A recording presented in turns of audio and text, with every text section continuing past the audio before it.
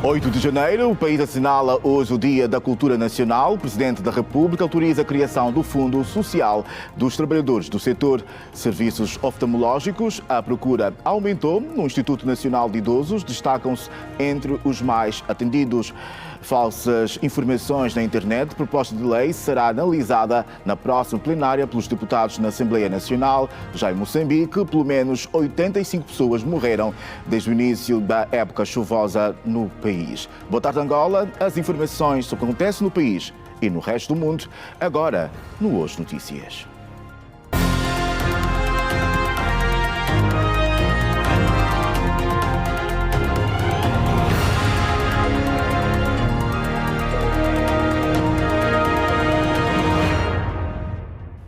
Mais uma vez, boa tarde, Angola. Bem-vindo à atualidade informativa no Hoje Notícias, edição de quinta-feira. Temos todo o interesse em mantê-lo informado. O Presidente da República de Angola, João Lourenço, por meio do despacho presidencial, autorizou a criação do Fundo Social dos Trabalhadores do Ministério da Cultura. A iniciativa tem como objetivo melhorar as condições socioeconómicas e de trabalho dos funcionários do Ministério da Cultura, oferecendo mecanismos de proteção social e apoio à carreira dos profissionais desta pasta.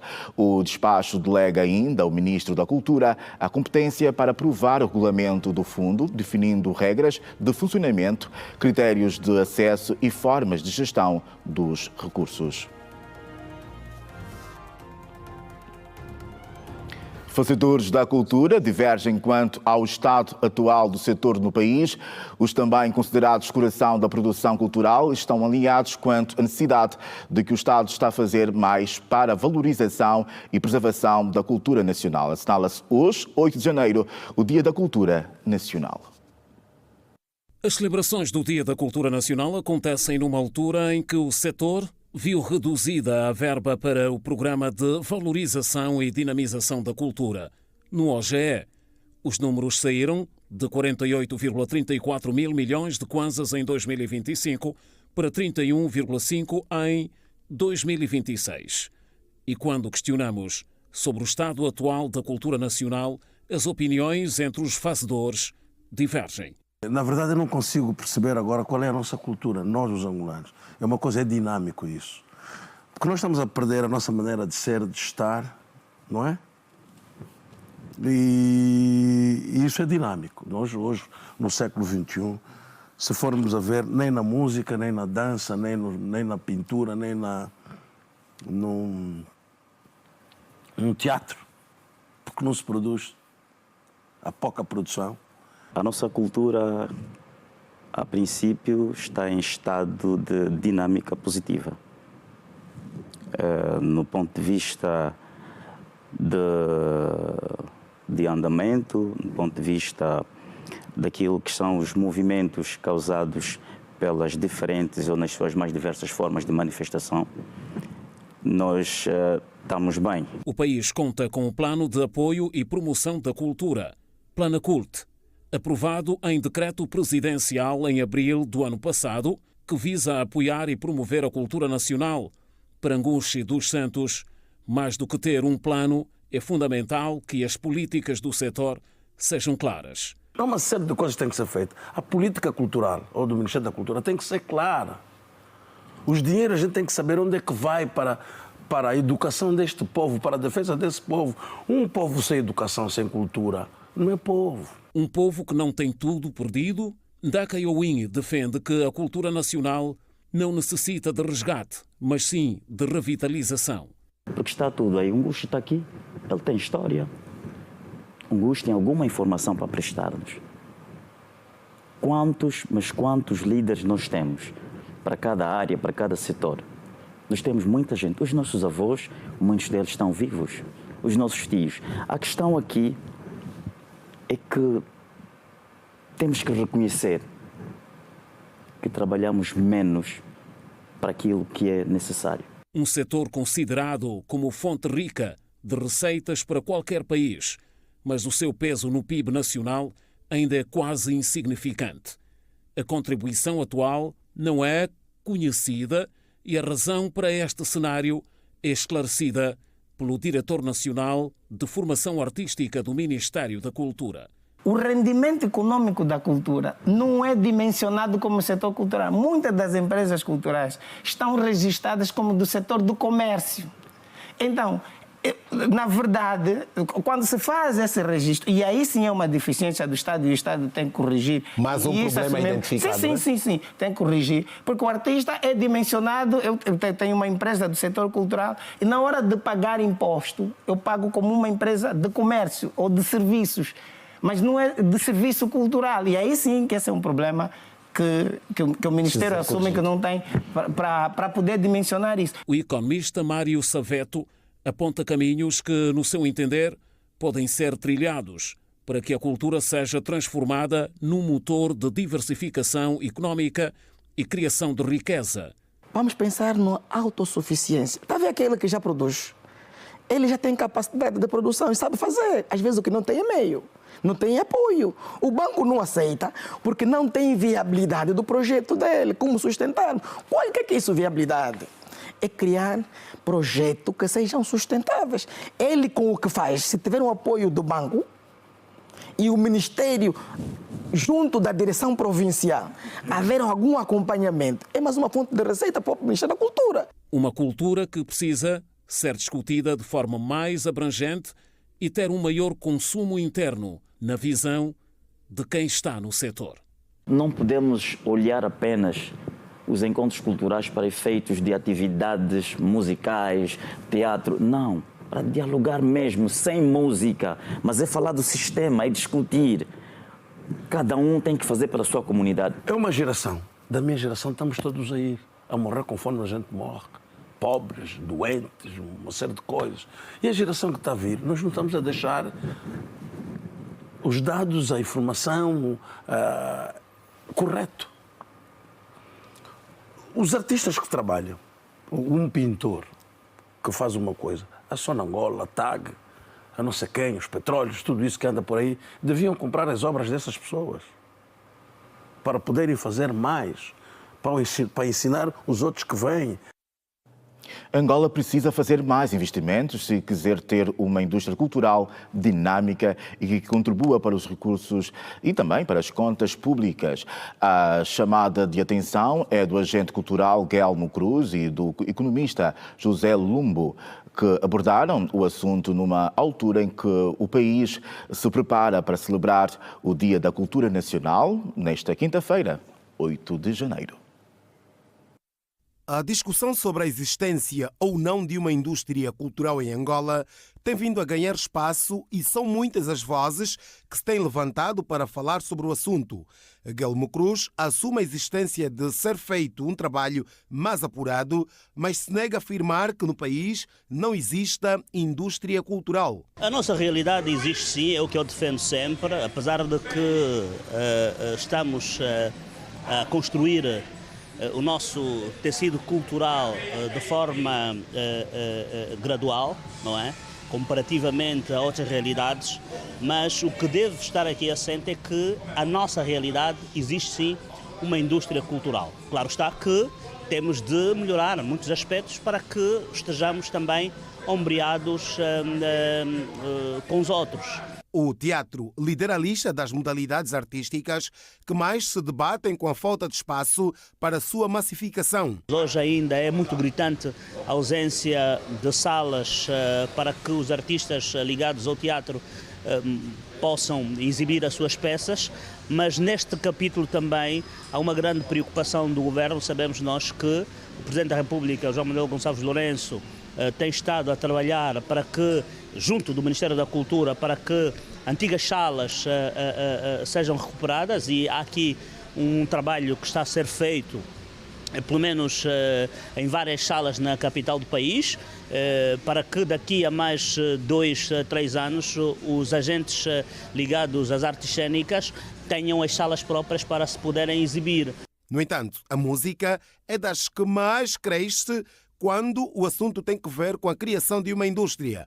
Guelmo Cruz entende que prova disso é o surgimento de artistas angolanos que aos poucos têm vindo a internacionalizar os seus trabalhos. A música nos mais variados domínios, porque a música tem estado na vida dos angolanos de manhã, à tarde e de noite, e do ponto de vista da produção cultural nós já estamos num nível muito considerável, comparando a outras realidades. Nós hoje temos artistas ligados à música que já são artistas internacionais, não é?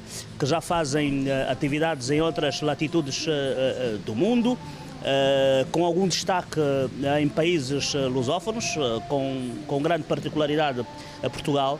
Entretanto, existe a questão que tem que ver com o verdadeiro contributo da cultura para as contas públicas. José Lumbo, economista, entende que estão a faltar políticas que visam dinamizar a cultura, daí a inexistência de dados concretos sobre a participação deste setor nos orçamentos do Estado.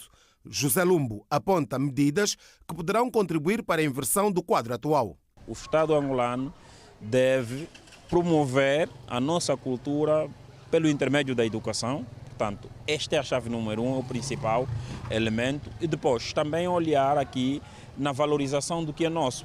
Promover aqui um espírito do angolano, valorizar o que é nosso. Hoje nós temos dificuldade de valorizar o que é nosso. Isto é um elemento fundamental. Quando todos os angolanos começarem a valorizar, começarem a dar atenção especial naquilo que é nosso, valorizar em qualquer parte do mundo o ser angolano, a cultura angolana, tenho a plena certeza que nós vamos aumentar níveis significativos de receita. Recomenda-se mais investimentos e maior dinâmica do Ministério de Tutela, tendo em vista a criação de uma indústria robusta, defendem interlocutores da Rede Girassol. Refira-se que o país assinala esta quinta-feira, 8 de janeiro, o Dia da Cultura Nacional, data que homenageia a visita e o discurso do presidente António Agostinho Neto, proferido em 1979 na União dos Escritores Angolanos. Todavia, a efeméride só foi reconhecida e instituída a 8 de janeiro de 1986. O presidente da República e da União Africana recebeu hoje o seu homólogo da RDC, Félix Tshisekedi, no Palácio da Cidade Alta. Seguimos agora em direto ao encontro do nosso colega Alberto Capitão, que se encontra no Palácio e vai ter outras informações para partilhar connosco. Capitão, boa tarde. O desenvolvimento deste assunto é consigo. Ora, então, muito boa tarde. O presidente Félix Tshisekedi Tshilombo está em Luanda no intervalo de 3 dias, pela segunda vez, para continuar a dialogar com o presidente da República de Angola, João Lourenço, no sentido de avaliar a situação no leste da República Democrática do Congo.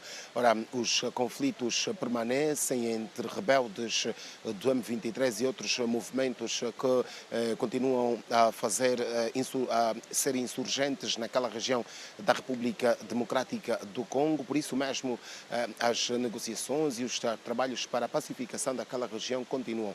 Ora, na última segunda-feira, Félix Tshisekedi esteve aqui em Luanda para, com o presidente da República, João Lourenço, analisar a situação no leste da República Democrática do Congo. O presidente Tshisekedi, que naquele mesmo dia fez declarações à imprensa, disse que veio a Luanda para apresentar aquilo que é, por esta altura, a situação no leste da República Democrática do Congo, tendo dito que, apesar de todos os esforços, persistem alguns, digamos que, conflitos. Todavia, a situação vai sendo, digamos que, acalmada com o trabalho que está a ser feito. Félix Tshisekedi disse também que o presidente da República, João Lourenço, continua a acompanhar milimetricamente todos os trabalhos que têm sido desenvolvidos em prol da pacificação do leste da República Democrática do Congo. Aí está o presidente da República Democrática do Congo, Félix Tshisekedi, que, como dissemos, regressa a Luanda no intervalo de 3 dias, depois de cá ter estado na última segunda-feira num encontro de mais de 2 horas com o presidente da República. Falou sobre a situação no leste da RDC e também sobre a implementação daquele que é conhecido como o Acordo de Washington, um acordo que visa encontrar a paz no leste da RDC e que visa também pôr fim aos, digamos que, conflitos que têm estado a opor o M23 as Forças de Defesa da República Democrática do Congo, M23, que, segundo informações de autoridades congolesas, tem sido apoiado pelo Ruanda e, por isso mesmo, esta situação tem estado a preocupar então as autoridades tanto da República Democrática do Congo, de trabalho do Presidente da República, que também já o recebeu para este encontro privado. Não sabemos concretamente os temas que deverão dominar este encontro, todavia a grande certeza é que terá mesmo a ver com a situação no leste da República Democrática do Congo. Recordo que Félix Tshisekedi disse que o Presidente João Lourenço continua preocupado com a situação no seu país e que apresentou inclusive propostas que visam corrigir e resolver de uma vez por todas a questão dos conflitos, acabando com a insurgência do M23 e de outros grupos rebeldes. Falaram também sobre o acordo de Washington, que visa imprimir um cessar-fogo e manter a segurança, estabelecer um cessar-fogo permanente e também a retirada de tropas ruandesas e o desarmamento de grupos armados não estatais como o M23. Manter ainda a soberania e o apoio a grupos rebeldes e digamos que aqui a falar para o respeito pela integridade territorial da República Democrática do Congo. Este acordo de Washington visa também uma integração económica, onde a criação de um quadro para a integração económica regional com foco na exploração de minerais estratégicos, nomeadamente o cobalto, o lítio e benefícios mútuos, fazem parte deste ponto, que é um dos que constam deste acordo de Washington, assinado, recordo, no dia 3 de dezembro do ano passado, nos Estados Unidos da América, na presença do Presidente da República de Angola e também Presidente da União Africana, João Lourenço, que está por esta altura a conversa com Félix Tshisekedi à porta fechada, e nós cá estaremos para aguardar outros desenvolvimentos desta deslocação de trabalho de Félix Tshisekedi a Luanda. Recordo, estão os 12 estadistas por esta altura reunidos aqui no Palácio da Cidade Alta. Cumprimentos do Josué Massuaco e do Alberto Capitão. Muito boa tarde. Alberto Capitão e equipa, tomamos boa nota e obrigado por esta partilha. Qualquer coisa, estamos aqui deste lado, teremos todo o interesse em partilhar com a nossa audiência. Os deputados da Assembleia Nacional vão debater na Generalidade, na próxima reunião plenária, agendada para o dia 22 deste mês, a proposta de lei sobre as fake news na internet. A proposta de lei do Executivo que incide sobre o domínio do cybercrime foi aprovada nesta segunda-feira pela Comissão de Defesa, Segurança, Ordem Interna, Antigos Combatentes e Veteranos da Pátria da Assembleia Nacional. A proposta de lei foi à consulta pública em finais de abril do ano passado, antes de ir à Assembleia Nacional. O diploma vai estabelecer o regime jurídico sobre as medidas preventivas e de responsabilização das pessoas pela produção e divulgação de informações falsas na internet, vulgarmente conhecida por fake news, no território angolano. O Executivo quer combater um acentuado número de notícias falsas no atual contexto nacional e internacional, associado ao elevado crescimento tecnológico e, consequentemente, à expansão de novas plataformas de comunicação social. Se for aprovada, a lei será aplicada a todas as pessoas, singulares e coletivas, que disseminem ou colaborem na disseminação de informações falsas na internet pelo território nacional e áreas sob jurisdição angolana. Depois de apresentada no Parlamento por um auxílio do titular do Poder Executivo, a proposta deve ser debatida e aprovada na Generalidade. Posteriormente, o diploma segue para o mesmo procedimento em comissões de especialidade da Assembleia Nacional para a posterior aprovação final global pelo plenário de deputados. E a Comissão de Defesa, Segurança, Ordem Interna, Antigos Combatentes e Veteranos da Pátria da Assembleia Nacional, segundo a Comissão Técnica de Especial, aprovou também na última segunda-feira o relatório parecer da proposta de lei que aprova o Código de Disciplina Militar. Na reunião orientada pela Presidente da Comissão, deputada Ruth Adriano Mendes, os deputados da Comissão Especializada aprovaram também a proposta de alteração da Lei número 13/18 de 29 de outubro, Lei das Carreiras dos Militares das Forças Armadas Angolanas. A proposta de lei que aprova o Código de Disciplina Militar tem como objetivo adequar o regime jurídico da disciplina militar à Constituição de 2010 e dotar as Forças Armadas Angolanas de um instrumento jurídico moderno e atualizado, capaz de assegurar a hierarquia, a disciplina e a obediência no seio da instituição, enquanto pressupostos fundamentais para o cumprimento da sua missão constitucional de defesa militar do país. Já a proposta de alteração da Lei nº 13/18, de 29 de outubro, Lei das Carreiras dos Militares das Forças Armadas Angolanas, visa fundamentalmente a conformação de um serviço militar híbrido, incluir todas as situações relacionadas com a gestão dos efetivos das FA no que se refere ao regime de progressão das carreiras. Os membros da segunda comissão apreciaram igualmente o relatório de execução do Orçamento Geral do Estado referente ao terceiro trimestre de 2025, de referir que os relatórios pareceres foram aprovados por unanimidade, com 17 votos a favor, nenhum contra e nenhuma abstenção. 3 cidadãos de nacionalidade congolesa que praticavam atos de burla e falsificação de moeda estrangeira foram detidos em Cabinda. Segundo a Polícia Nacional, a detenção só foi feita graças à colaboração da população. A Polícia Nacional em Cabinda deteve 3 cidadãos da República Democrática do Congo. Os mesmos são acusados de falsificação da moeda estrangeira. Segundo a polícia, os mesmos são acusados também de crime de burla na República Democrática do Congo, de um valor de $37 mil.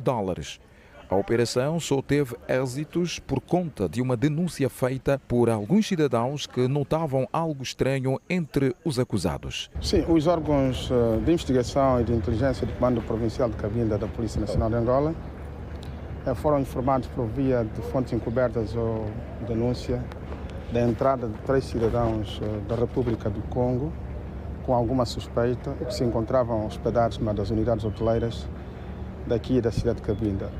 Feitas as diligências e das primeiras indagações que foram feitas a esses 3 suspeitos, foi possível determinar de que os mesmos se dedicavam à contrafação da moeda estrangeira. Daí que também foram encontrados em sua posse 3 notas de $100 falsas. Na sequência dessa investigação, foi possível também determinar que os mesmos terão defraudado $37.500 na República do Congo, por sinal a razão da sua fuga para Cabinda, do seu concidadão. Neste momento foram já despoletados todos os mecanismos que vão permitir que os mesmos sejam presentes ao Ministério Público, que melhor saberá decidir. A polícia afirma também que a investigação vai continuar até que se perceba se há uma rede por detrás destes crimes.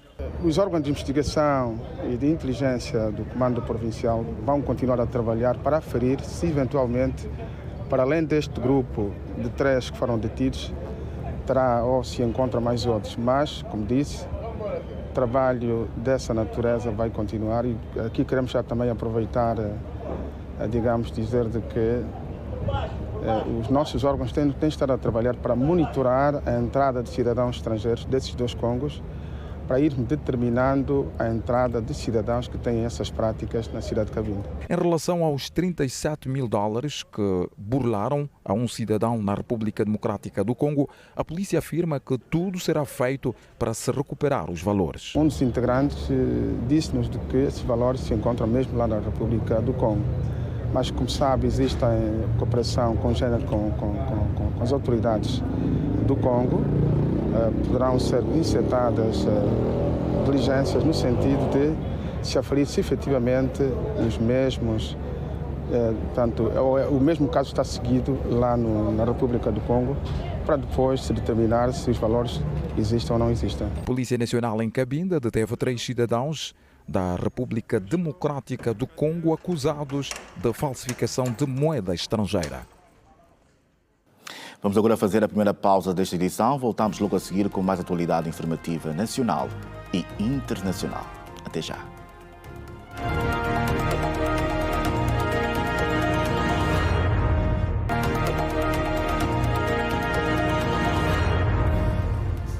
Seja bem-vindo de volta à atualidade atualizada aqui no Hoje Notícias. Temos todo o interesse em mantê-lo informado.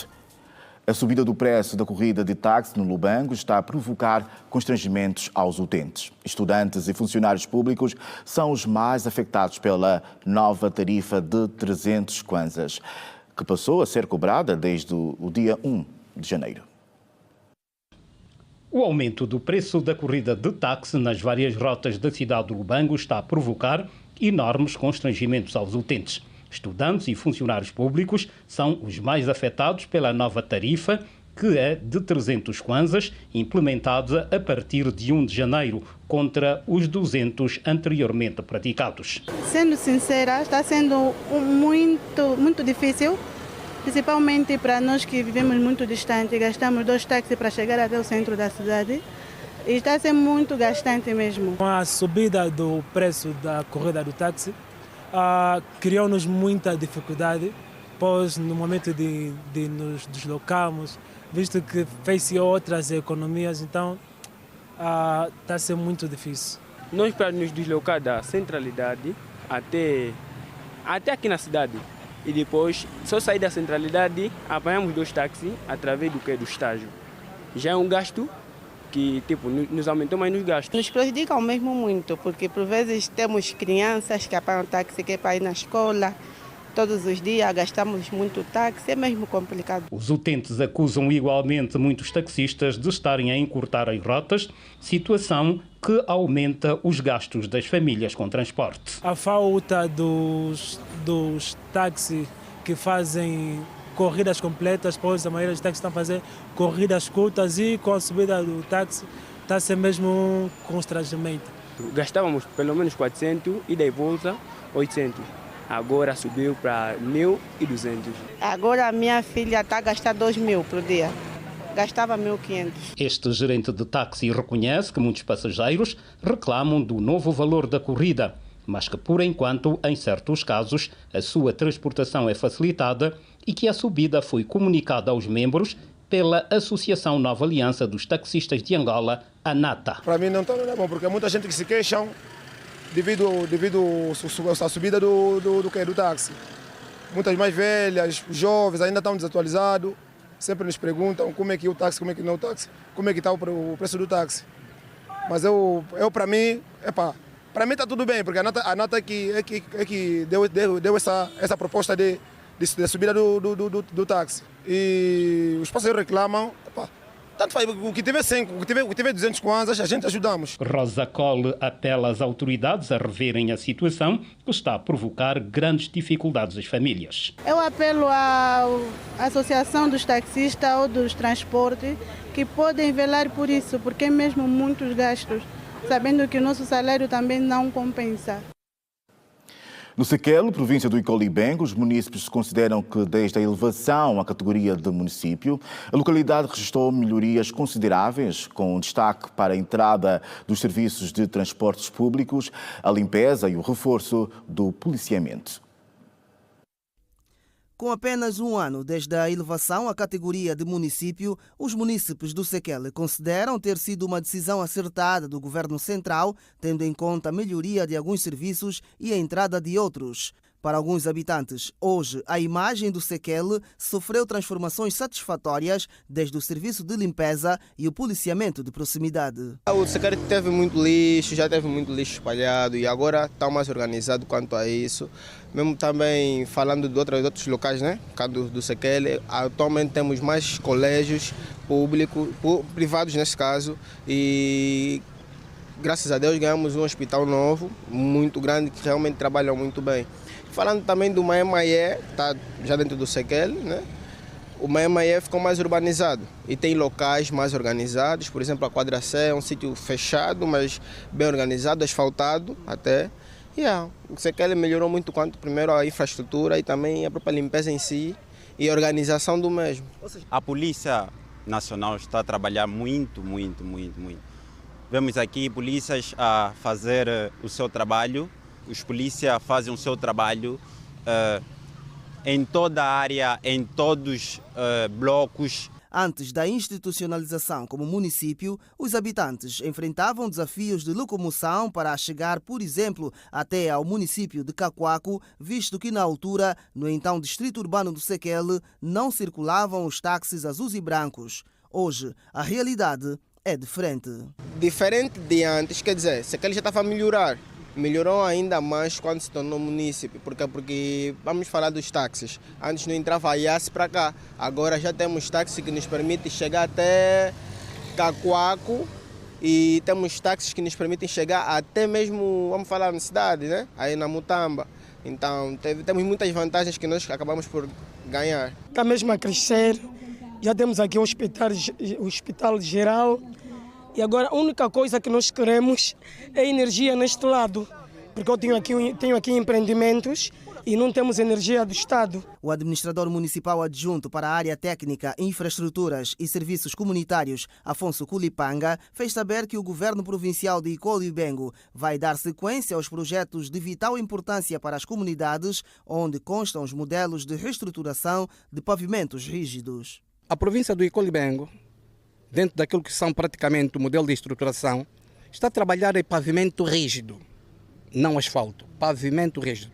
Nós chamamos betão, exatamente porque elas apresentam maior durabilidade. Elas depois são sequenciais em todas as zonas no qual serão projetadas também, que estão elencadas, aí também vai se projetando este pavimento rígido. Entretanto, o vice-governador para a área política, econômica e social, Agostinho Antônio, destaca 2 eixos prioritários para a melhoria da qualidade de vida da população local. Nós temos uma aposta clara que é a melhoria da condição de vida das nossas populações.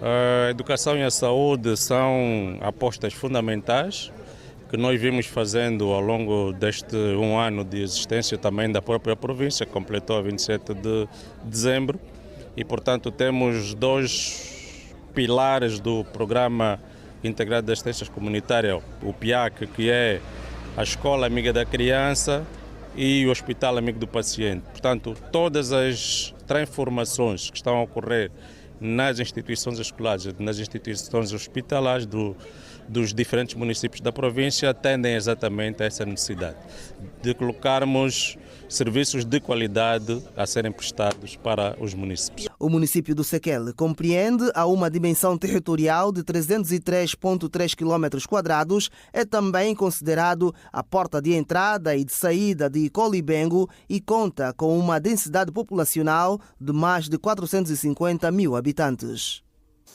E do desporto, o selecionador nacional, Patrício Belmel, afirmou que o pouco tempo à frente dos Palancas Negras ditou o fracasso de Angola no CAN 2025.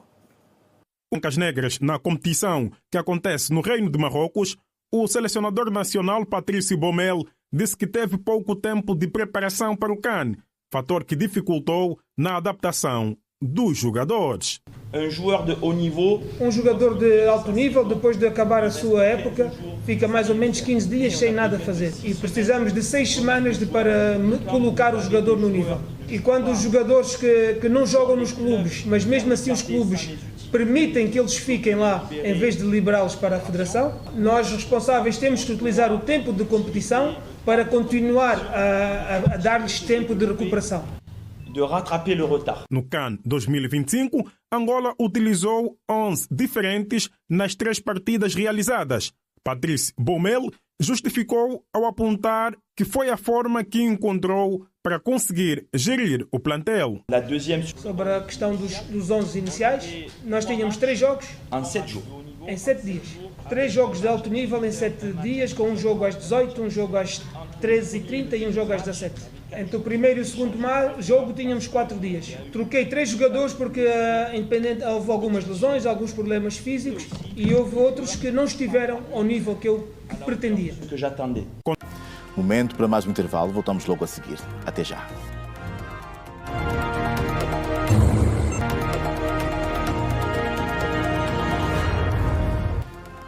Seja bem-vindo de volta ao lugar certo para se manter informado aqui no Hoje Notícias.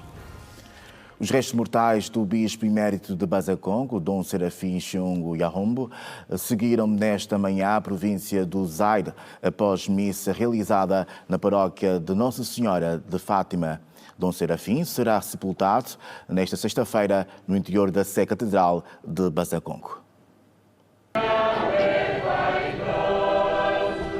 Num clima de oração, a missa Ezequiel, que teve lugar na paróquia de Nossa Senhora de Fátima, reuniu membros do clero, familiares e fiéis que prestaram as homenagens ao Dom Serafim Xingo Yahombo, cujos restos mortais seguiram na manhã desta quinta-feira à província do Zaire, onde será sepultado na sexta-feira. Dom Serafim foi o nosso pastor e nosso pai, né?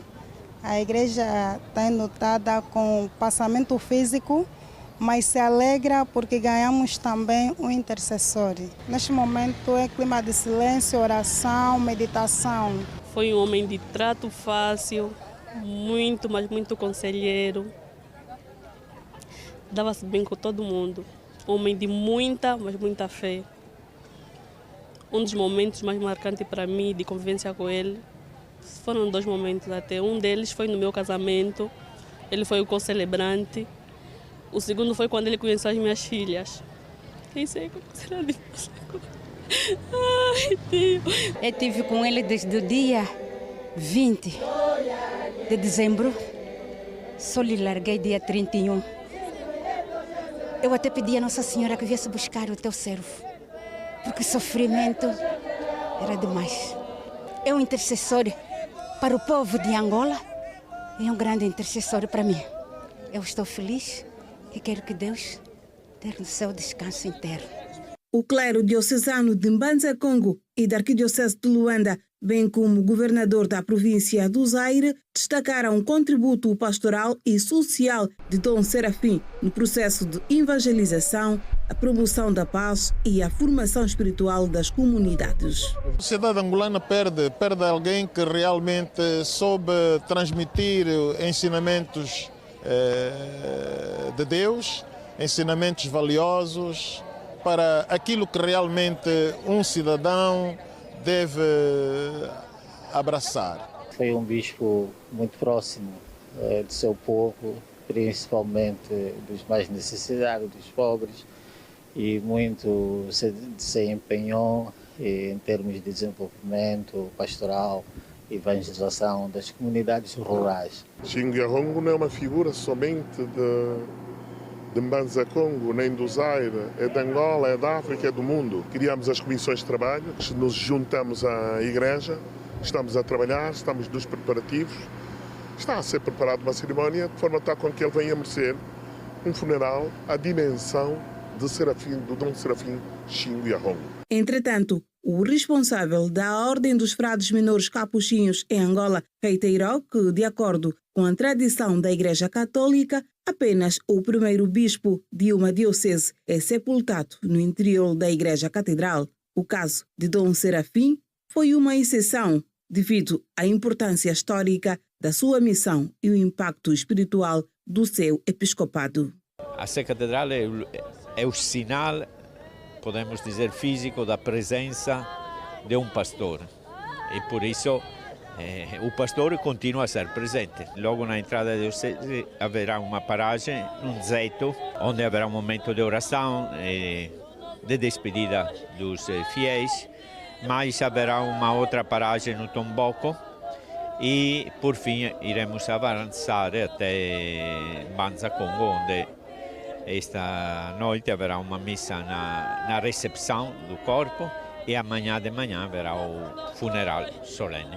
Dom Serafim Xingo Yahombo morreu no dia 1 de janeiro, vítima de doença na República da Namíbia aos 80 anos. O prelado, natural da Kibala, província do Kwanza Sul, foi o terceiro frei da Ordem dos Frades Menores Capuchinhos em Angola, como bispo auxiliar de Luanda e em Mbanza-Congo. Desempenhou o cargo episcopal durante 17 anos, tornando-se o segundo bispo daquela diocese, sucedendo Dom Afonso Nkata e antecedendo Dom Vicente Carlos Quiazico, todos pertencentes à Ordem dos Frades Menores Capuchinhos em Angola.